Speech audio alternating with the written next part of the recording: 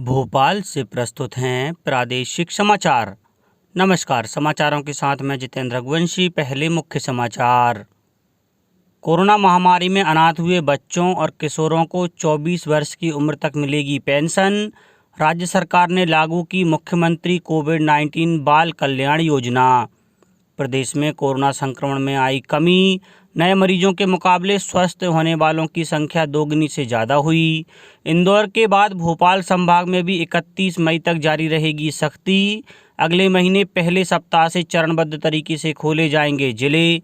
और देश में पिछले वर्ष के मुकाबले अब तक समर्थन मूल्य पर 17% अधिक गेहूं की खरीदी। अब समाचार विस्तार से। राज्य सरकार ने मुख्यमंत्री कोविड-19 बाल कल्याण योजना और मुख्यमंत्री कोविड-19 विशेष अनुग्रह योजना के आदेश जारी कर दिए हैं। बाल कल्याण योजना के तहत कोरोना काल में अनाथ हुए बच्चों और किशोरों को 5,000 रुपये महीना पेंशन का प्रावधान है।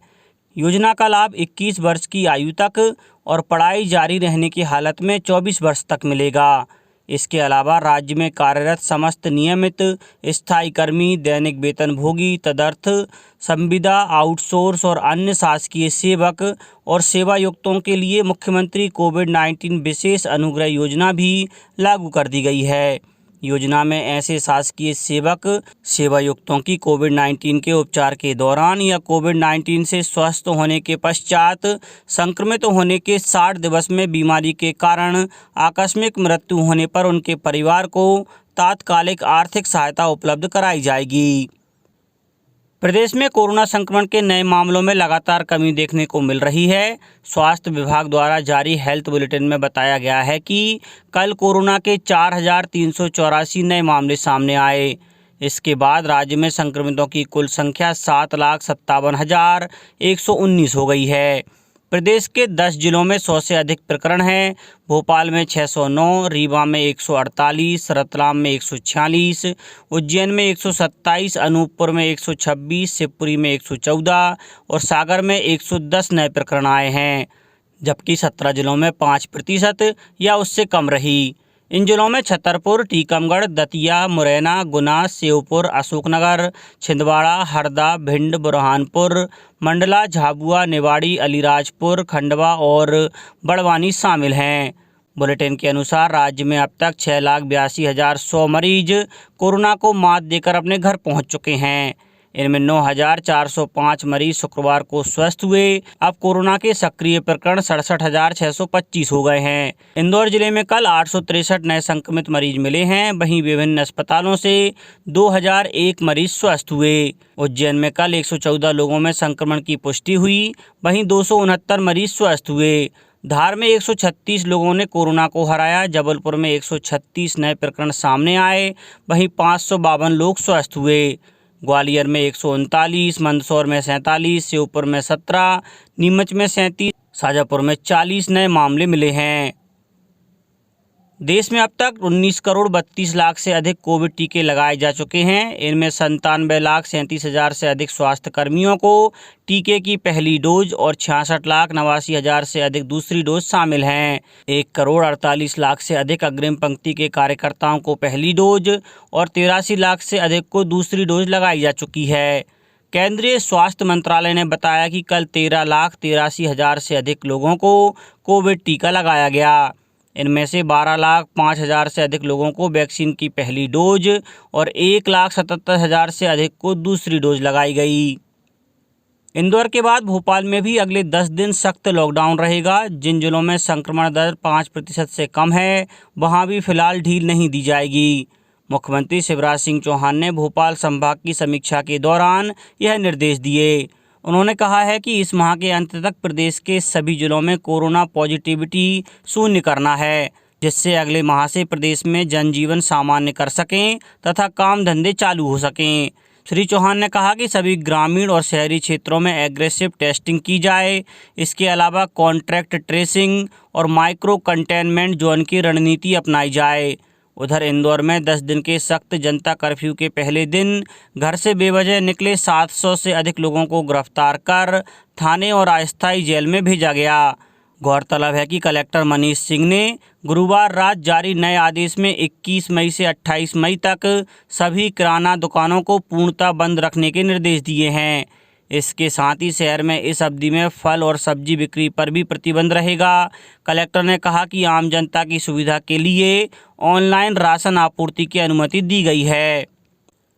देश में मौजूदा रबी विपणन सीजन में पिछले वर्ष की इस अवधि की तुलना में 17% अधिक गेहूं की खरीद की गई है। उपभोक्ता कार्य मंत्रालय ने बताया कि अब तक 382 लाख टन गेहूं की खरीद की गई है, जबकि पिछले वर्ष 324 लाख टन गेहूं खरीदी की गई थी। मंत्रालय ने बताया कि जारी खरीद प्रक्रिया में 75,514 करोड़ रुपए से अधिक के न्यूनतम समर्थन मूल्य पर खरीद से लगभग 39,55,000 किसान लाभान्वित हो चुके हैं। गेहूं की खरीद मध्य प्रदेश, उत्तर प्रदेश, बिहार, राजस्थान, दिल्ली, हिमाचल प्रदेश और जम्मू कश्मीर में सुचारू रूप से चल रही है। प्रदेश में 31 मई तक नवीन परिवारों को खाद्यान्न पर्ची की सूची में जोड़ा जाएगा। खाद्य एवं नागरिक आपूर्ति मंत्री बिसाहू लाल सिंह ने कहा है कि कोरोना संक्रमण में गरीब परिवारों को निःशुल्क राशन वितरण के लिए ऐसे परिवार जिनकी खाद्यान्न पर्ची अभी तक नहीं बन पाई है, ऐसे सभी पात्र परिवारों के लिए अस्थायी खाद्यान्न पर्ची बनवाई जा रही है। वहीं विभाग के प्रमुख सचिव फैज अहमद किदवई ने बताया कि पात्रता पर्ची विहीन या छूटे हुए गरीब परिवारों को पात्रता संबंधी दस्तावेज एवं आधार नंबर उपलब्ध न होने संबंधी घोषणा पत्र के आधार पर नाम जोड़ने की व्यवस्था की गई है। इसके तहत हितग्राही को निर्धारित प्रारूप में अपना आवेदन प्रस्तुत करना होगा। इंदौर संभाग आयुक्त डॉक्टर पवन कुमार शर्मा ने कल वीडियो कॉन्फ्रेंस के माध्यम से जिले में म्यूकोरमाइकोसिस यानी ब्लैक फंगस से संक्रमित मरीजों की स्थिति की समीक्षा की। बैठक में शासकीय महात्मा गांधी चिकित्सा महाविद्यालय के डीन डॉक्टर संजय दीक्षित ने बताया कि वर्तमान में जिले में 164 मरीज ब्लैक फंगस से ग्रसित हैं। इनमें से 156 मरीजों को एमवाय अस्पताल में अलग से बनाए गए वार्ड में भर्ती किया गया है। इनमें 8 नॉन कोविड मरीजों को कैंसर अस्पताल में रखा गया है। इन मरीजों की ऑपरेशन प्रक्रिया भी जारी है। वहीं एमवाय अस्पताल के अधीक्षक डॉक्टर पीएस ठाकुर ने बताया है कि अस्पताल में फिलहाल ब्लैक फंगस के मरीजों के लिए 175 बेड उपलब्ध हैं, जिन्हें आवश्यकता अनुरूप बढ़ाकर 200 तक किया जा सकेगा। वरिष्ठ पत्रकार राजकुमार केसवानी का कल भोपाल में निधन हो गया। पिछले महीने उन्हें कोरोना हुआ था, हालांकि वे उससे उभर चुके थे। मुख्यमंत्री शिवराज सिंह चौहान ने श्री केसवानी के निधन पर गहरा दुख व्यक्त करते हुए उन्हें सादर श्रद्धांजलि दी है। अब कुछ समाचार संक्षेप में। गुना जिले में धारा 144 का उल्लंघन करने पर कलेक्टर के निर्देश पर 2 बसों को जब्त किया गया। सीएम हेल्पलाइन में दर्ज शिकायतों का संतुष्टिपूर्ण समाधान करने के मामले में छतरपुर जिले का नगरीय प्रशासन विभाग प्रदेश में अव्वल रहा। विभाग का वेटेज प्रतिशत 87.79 रहा। जबलपुर में कोल इंडिया लिमिटेड की ओर से 2 करोड़ की लागत से मेडिकल हॉस्पिटल में ऑक्सीजन प्लांट स्थापित किया जाएगा।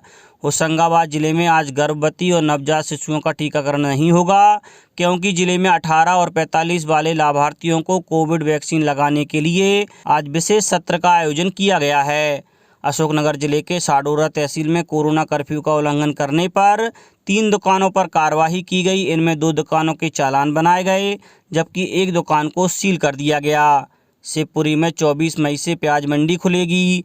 सागर जिले में राहतगढ़ के चौकी गांव में कोरोना कर्फ्यू का उल्लंघन करने वालों को 5 पौधे लगाने की सजा दी जा रही है। निवाड़ी जिले में कोरोना संक्रमण से बचाव के लिए वॉलेंटियर्स गांव में जाकर लोगों को जागरूक कर रहे हैं। और अनूपपुर जिले के कोतमा और पुष्पराजगढ़ में एसडीएम ने कल कोरोना वॉलेंटियर्स को ड्रेस किट का वितरण किया। अंत में मुख्य समाचार एक बार फिर। कोरोना महामारी में अनाथ हुए बच्चों और किशोरों को 24 वर्ष की उम्र तक मिलेगी पेंशन। राज्य सरकार ने लागू की मुख्यमंत्री कोविड-19 बाल कल्याण योजना। प्रदेश में कोरोना संक्रमण में आई कमी। नए मरीजों के मुकाबले स्वस्थ होने वालों की संख्या 2 गुनी से ज़्यादा हुई। इंदौर के बाद भोपाल संभाग में भी 31 मई तक जारी रहेगी सख्ती। अगले महीने पहले सप्ताह से चरणबद्ध तरीके से खोले जाएंगे जिले। और देश में पिछले वर्ष के मुकाबले अब तक समर्थन मूल्य पर 17% अधिक गेहूं की खरीदी।